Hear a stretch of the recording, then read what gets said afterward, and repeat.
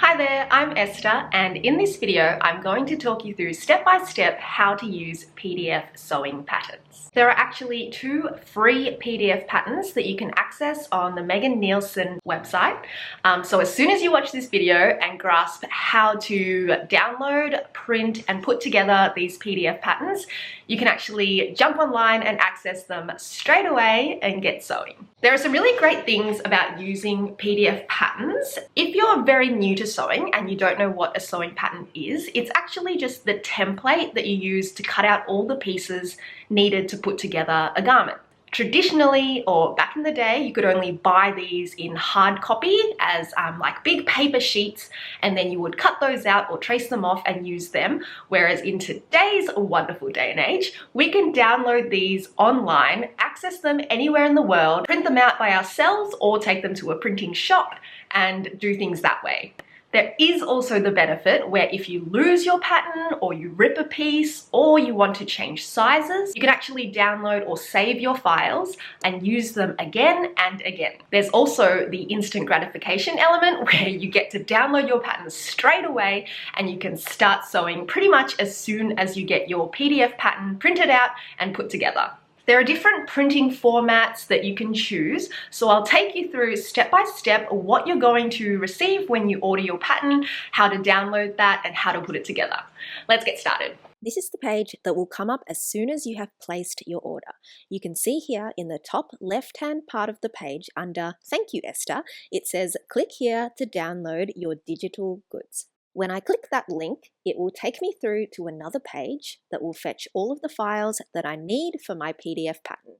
Don't stress if you've already gotten out of that page because you will receive an email confirmation and you will also receive a separate email which has the digital files for you to download. So open up that email like this, and then it will have a link that will take you back to the exact same page where you can download all of your files. Now that we've accessed our files, I'll talk you through each of these file names so that you can figure out which ones you actually need to download.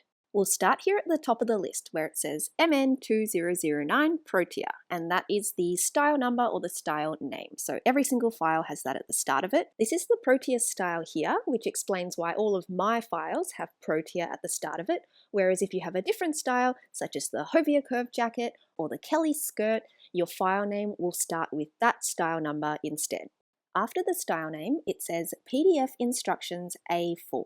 A4 is a standard paper size that you can use for your at-home printer.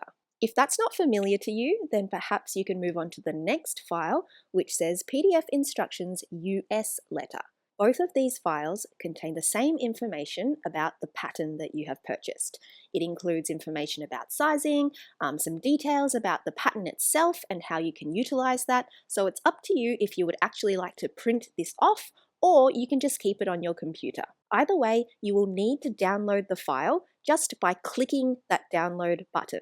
It should send that file to your downloads folder, and then you will have a copy of that file on your computer. The next file we can see says PDF pattern A0 layered. This file is A0 in size, which is a huge paper size, which I highly doubt that you have the capabilities to print at home. You will need to take it to a copy shop, a print shop, or if you're in Australia, somewhere like Officeworks, where they have large format printers and they can print that off for you. The US equivalent is here, second from the bottom. So again, with those ones, you need to take them to a copy shop and get them printed out for you. As I said in the intro, however, you don't need to go somewhere to get these printed. You can print them on your home printer. So there are different file sizes, such as here you can see the US letter option, and further up or somewhere in your list, you will also find an A4 layered version as well. Those are the 2 home printer friendly options, so you can download those and get started straight away. So now you can see why we don't need all of these files, and we definitely don't need to print off all of these files. So I'm going to download the PDF instructions for A4 and also the A4 layered pattern. If you would like to keep a copy of all of these files, just in case down the track you'd like to print them at a copy shop or whatever the case is, you can definitely go ahead and just download all of the files and keep them in a neat little folder that you can access at any time, even when you're not connected to the internet. Now that we have the files, we need a specific program to view these files in the most optimized form. and that program is called Adobe Acrobat Reader. This is a free program, so you just type it into Google and download it. Once you've downloaded and installed Adobe, you can then use that program to open up your files, and it should look like this. Before we print this off, I'm going to take you through this idea of layering. So here on the left-hand side, you'll see this little icon which looks like a bunch of pieces of paper layered on top of each other. Click on that and it should open up this little menu like this. This will open up a list of all the sizes that are available for this pattern. If by any chance you can't see this layering option, it could be that the pattern you've purchased has not yet been updated to have this feature, in which case your file name will most likely not have the word layered in it. If your pattern has no layering option, it just means that when you open up your file in Adobe, you'll be able to see all the different lines representing all the different sizes, and you'll have to print it off as it is. After you've printed it, then you can highlight the line that corresponds to the particular size that you're after and only cut around that line. I'll talk you through how to print your pattern off shortly, but if your pattern has no layers, this is how the paper will come out, and I find it very helpful to go along the specific size you're after with a highlighter so that you don't accidentally cut a different size.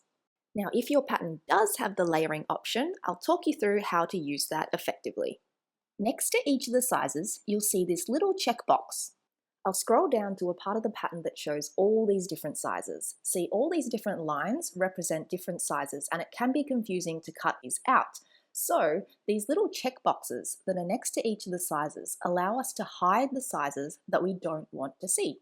You'll see that as I go down this list and start to uncheck some of these sizes, the lines will start to disappear or be hidden on the right. This means that I can just leave the sizes that I want to cut out so that when I've printed out all of my paper, it becomes very clear where I need to cut. This option is also great if you're in between sizes. You can see here I've selected 2 sizes because my measurements were in between 2 sizes, and I'd like to see both of those patterns when I come to cut out my pattern. It's really important to measure yourself correctly and use those measurements to refer against the Megan Nielsen size chart that's provided with your pattern. We all know that sizes can differ so greatly between brands, so we need to check that the measurements are going to fit us according to this style. Phew, all that said and done, we can finally get to printing. We're going to do a test print of the first page only because it has this printer calibration square. Basically, we want to print out this one page, measure this square to check that it's the correct length, and then we can go ahead and print the rest of our pattern. We can do file print, or we can go to this little printer icon at the top of the page to bring up our printing settings. Since we're only printing the first page, click on the Pages option and type in 1. Next, we need to make sure that we're printing our file to the actual size. This should be under the page sizing or handling options. You can also select the option below that which says custom size and make sure that it says 100%. Now with those settings in place, we can click print. The first page should look like this, and we're going to measure this square to make sure that it's exactly 5 centimeters by 5 centimeters or 2 inches by 2 inches. Make sure that you measure both sides of the square, and if it doesn't equal 5 centimeters, then something has gone wrong with your print settings, so go back and check that. My test square measured perfectly, so I'm going to go ahead and print the rest of my pattern. There were roughly 30 or so pages, and I should use the exact same print settings as before. When your pattern is printed, it's a great idea to flip through and check that every page has printed. Now we're going to reference the print layout that's on the first page. This diagram will show us how we need to lay out our pieces of paper and how we need to stick them together in order to get the pattern pieces that we need. You can see the grey page numbers which show us how we're going to lay our paper out. My sewing table isn't huge, so I'm going to do it in parts, but you can do it on the floor so that you can lay it all out all at once. There are also these useful little triangles with reference numbers in them, so if your pages get mixed up for any reason, you can refer back to these and match them up. Now it's simply a case of sticking the pieces of paper together. There are several ways that you can do this, so it's really up to your personal preference and what you find easiest. You can use sticky tape, glue, a rotary cutter, a guillotine, or just scissors. I find that scissors and using this little slicer or mini guillotine helps for the straight edges, and then I just use sticky tape to piece it all together. I do find it really helpful to have an overall idea of what the pattern piece is going to look like before I start piecing it together. So for example, here I've got a pocket bag and I can see that there's this one join through the middle. Instead of cutting off both ends of that join, I'm just going to slice off one end and then tape it to the other. Doesn't seem like much, but every time that you can save yourself a little cut, you're saving a few seconds or a few minutes to the overall time. And when you've got a lot of pages to get through, it can really make a difference. So I tend to chop and change between my pattern pieces and see what needs chopping here or there, whereas other people prefer to lay out all of their pieces of paper at once, cut off all the edges, stick it together, and then be able to cut out their patterns that way. So it's really whatever you prefer. This is what a few of my pieces look like completed. There are still a bunch to go, but that's the general idea.